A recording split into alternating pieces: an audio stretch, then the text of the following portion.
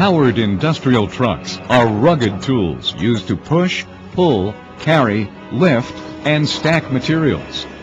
These machines include the tractors that pull luggage carts at airports, the all-terrain reach trucks operated on construction sites, and of course, forklifts.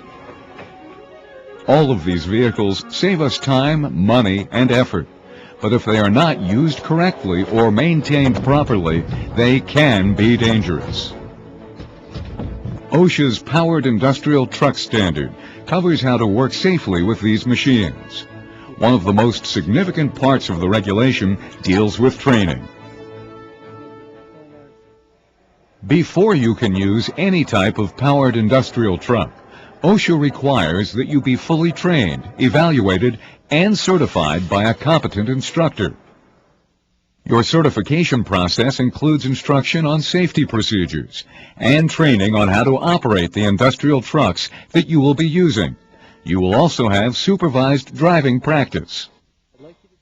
Your knowledge and ability will be re-evaluated at least once every 3 years. If necessary, you will undergo retraining at this time.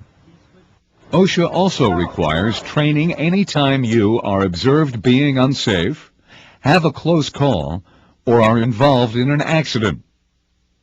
In addition, retraining is required whenever there is a change in your workplace that may affect your ability to operate a powered industrial truck safely. To help you choose the industrial truck that is right for your job, OSHA has separated them into 7 classes. Classes 1 through 5 are forklifts and other lift trucks. These machines often have massive counterbalance weights that allow them to lift heavy loads. Class 1 are counterbalanced forklifts powered by electric motors. Since these machines do not produce exhaust gas, they are a good choice for use inside warehouses and other buildings. Class 2 are narrow aisle lift trucks and order pickers. Some of these machines actually raise the operators to where they can easily reach materials. Fall protection must be worn by workers using this equipment. Class 3 are electric-powered hand trucks that operators either walk behind or lead. Even though you do not drive these machines, you must still be properly trained before you use them. Class 4 and 5 are counterbalanced forklifts powered by gasoline, diesel, or propane. Class 4 machines are outfitted with solid rubber tires, so they can only be used on paved surfaces. Class 5 forklifts have pneumatic tires that allow them to drive on unpaved surfaces. In addition to these classes of general industry lift trucks, OSHA recognizes 2 other distinct types of vehicles as powered industrial trucks. Class 6 are tractor-like machines, such as the vehicles that pull luggage carts at airports.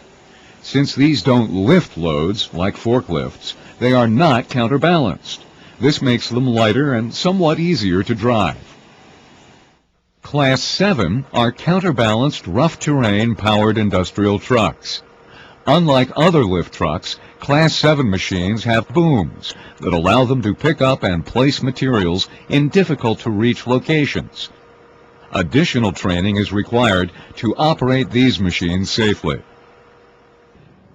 Earth-moving vehicles, bulldozers, cranes, and over-the-road trucks are not covered under OSHA's Powered Industrial Truck Regulation.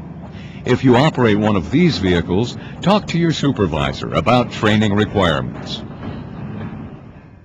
While each type of powered industrial truck has its own specific characteristics, there are some general rules to follow when dealing with any of them.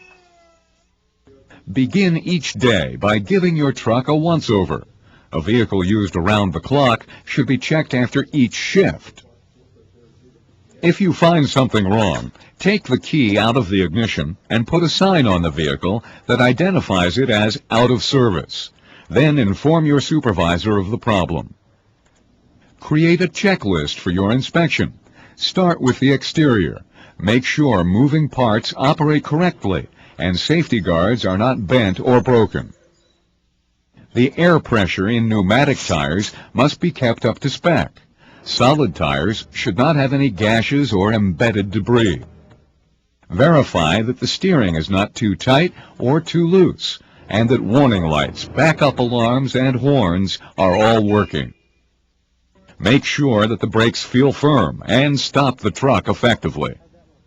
Check the hydraulic controls and oil level.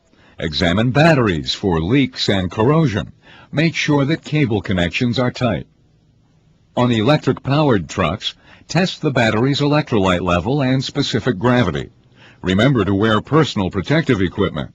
Eye protection, face shields, and rubber gloves are mandatory whenever you work with battery acid.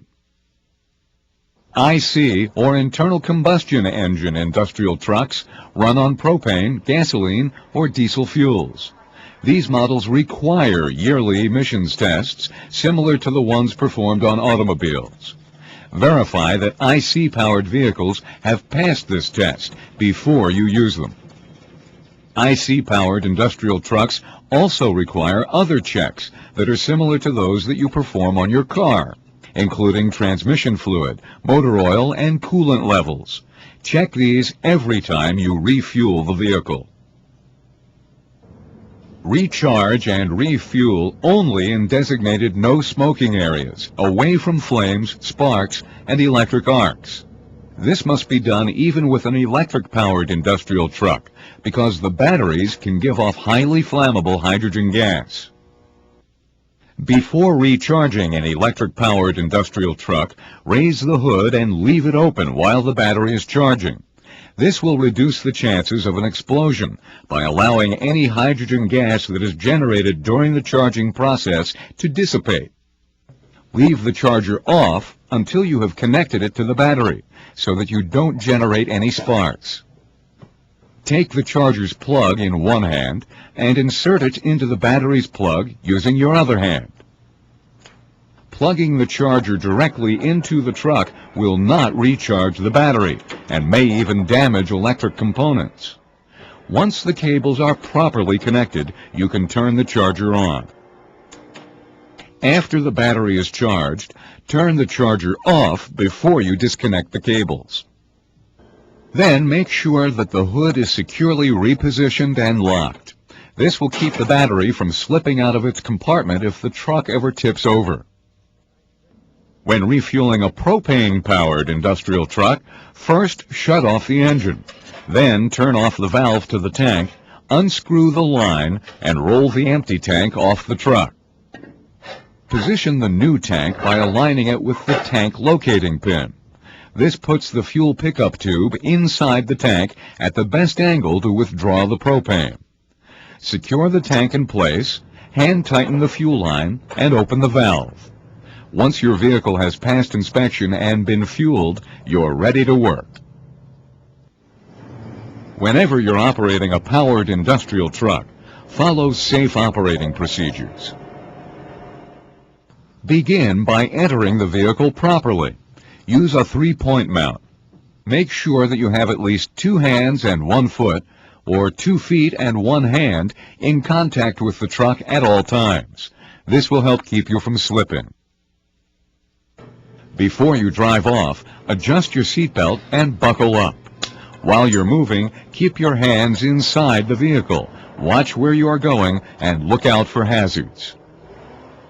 If you are driving a forklift, keep the forks low, 4 to 6 inches from the floor. Raised forks can damage equipment and injure coworkers. Maintain safe speeds to avoid accidents, and don't stop abruptly when you're carrying a load. The sudden jolt could cause you to lose the load. Drive to the right of oncoming traffic and pedestrians, just as you would in a car. Don't tailgate. Stay at least 3 truck lengths from other vehicles.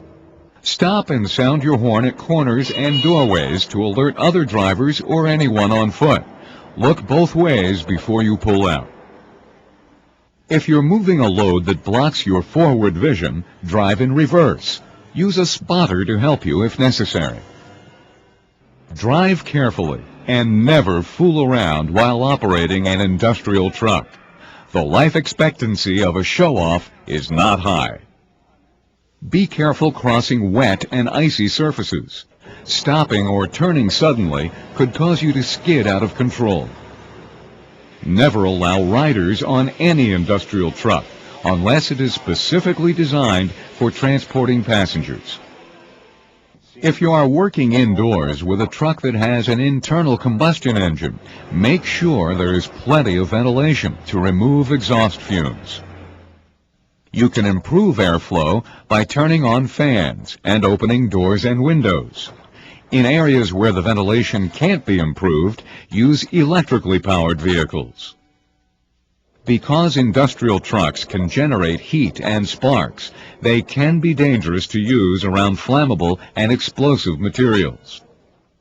To combat this, some trucks have safety features added to the exhaust, fuel, and electrical systems that prevent them from igniting these substances. To help you determine which trucks are safe to use around various materials, OSHA has separated them into 11 categories. These designations are marked on the nameplates of each truck, along with information such as classification, weight, and lifting capacity.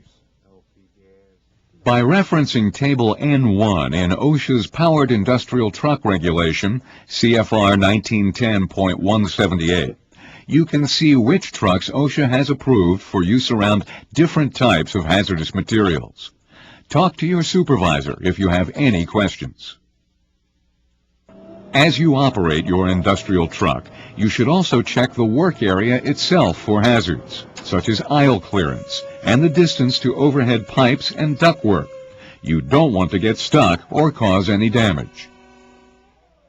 When you need to leave your vehicle, put the engine in neutral and set your parking brake.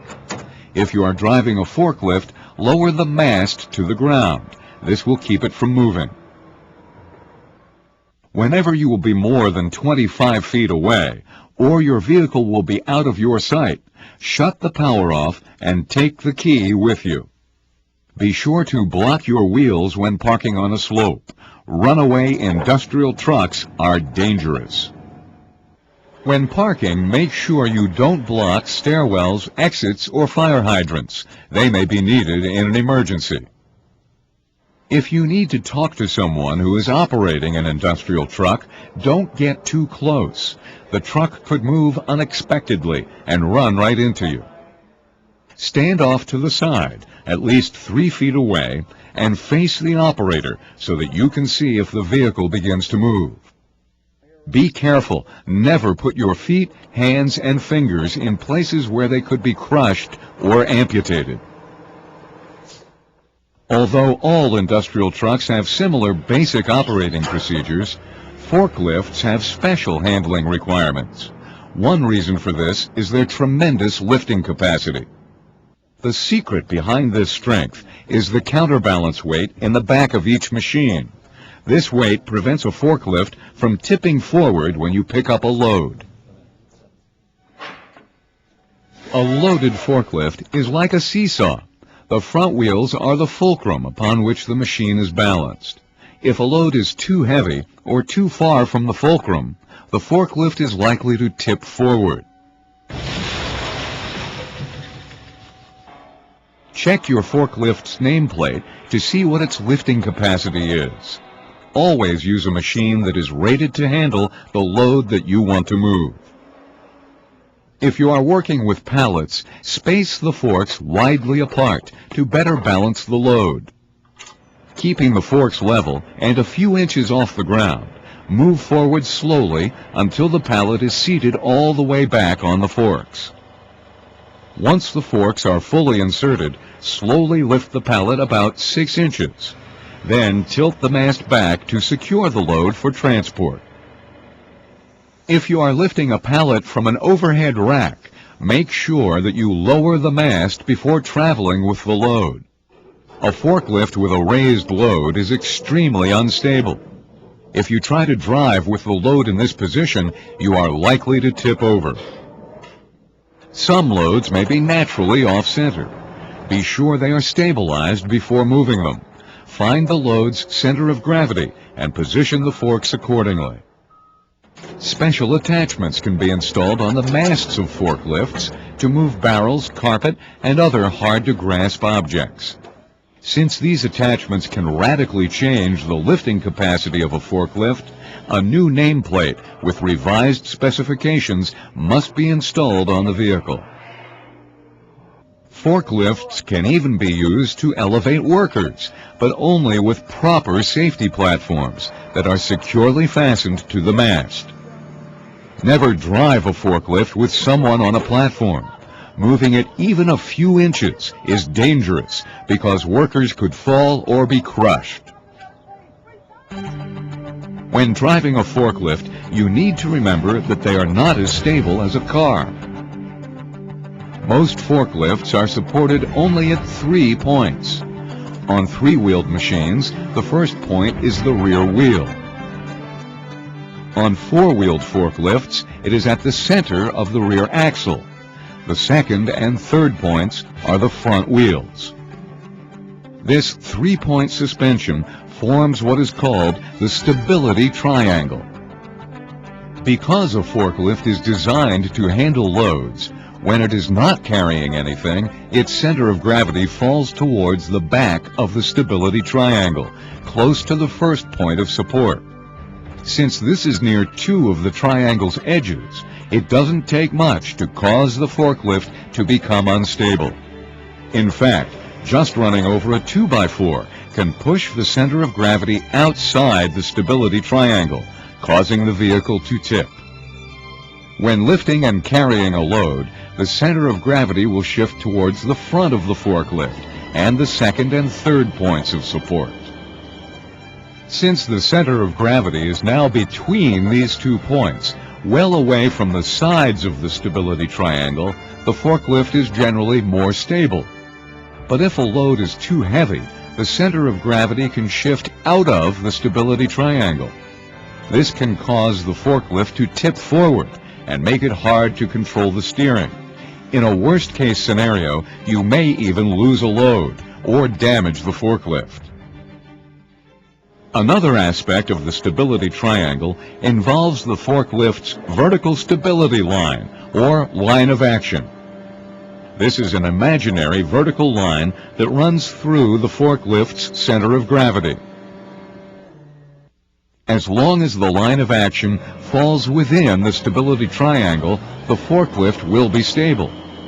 There are factors, however, that can shift the line of action outside of the stability triangle and cause the forklift to tip.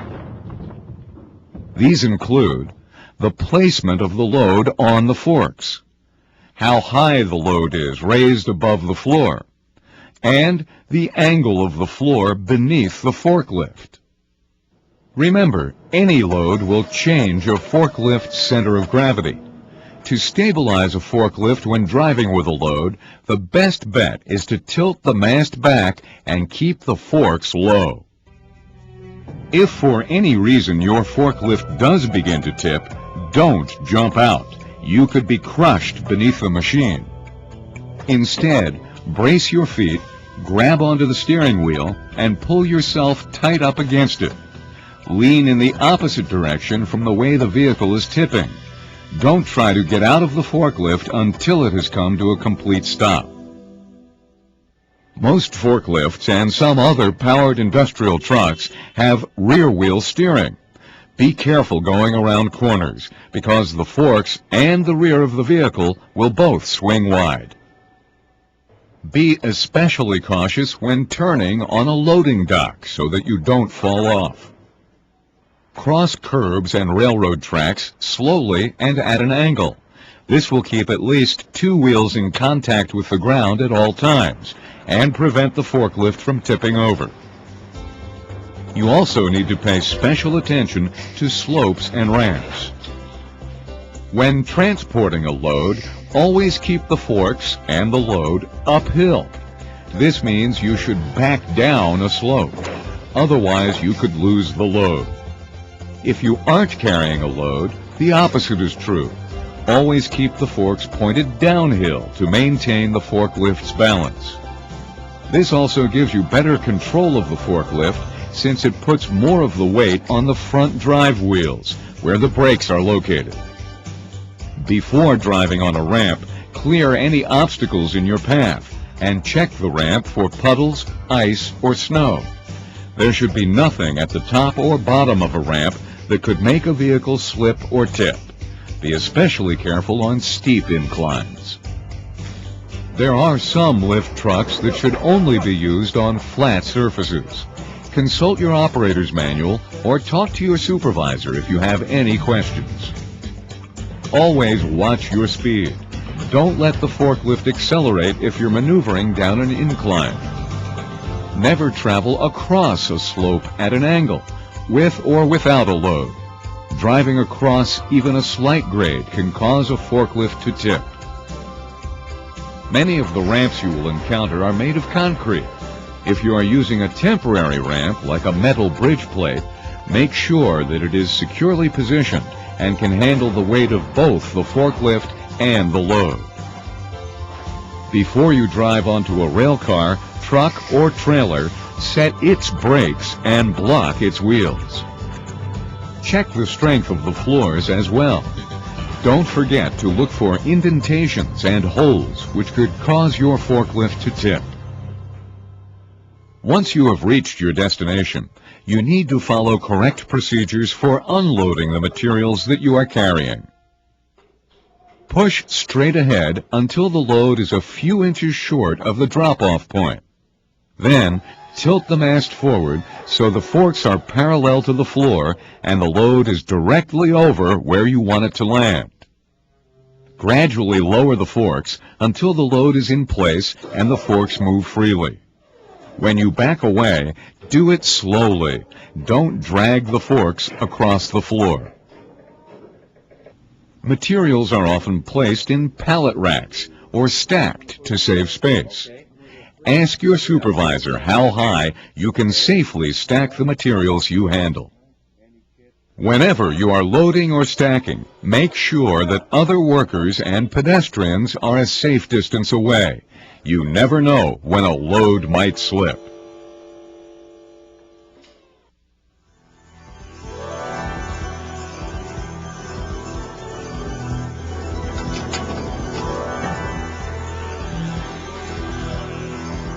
Powered industrial trucks are valuable tools that give us the strength to move heavy materials.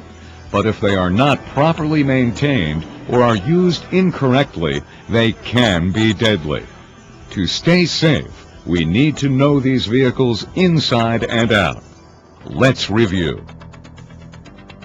Read your truck's operator's manual and refer to OSHA's Powered Industrial Truck Standard 29 CFR 1910.178 for proper operating procedures. Examine your work environment and choose the type of industrial truck that's right for the jobs you'll be doing. Inspect your truck thoroughly before you use it. Pay attention to your machine's weight capacity and maintain the stability of your vehicle so it doesn't tip over. Stay alert and drive safely. And always make sure that other workers are a safe distance away whenever you are operating an industrial truck. Powered industrial trucks are formidable machines that can be dangerous.